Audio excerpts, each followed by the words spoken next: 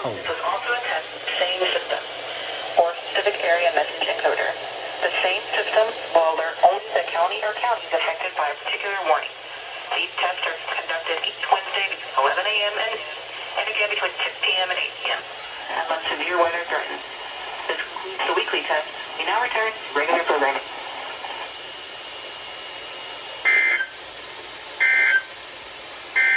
Now for the official National Weather Service forecast issued 2 p.m. Wednesday, February 2nd, 2022 for the KPS505 listening area for the following counties in Florida: Citrus, Hernando, and Sumter, including the cities of Crystal River, Inverness, Bushnell, the villages, Brookville, and Spring Hill. Tonight, partly cloudy. Lows in the mid-50s.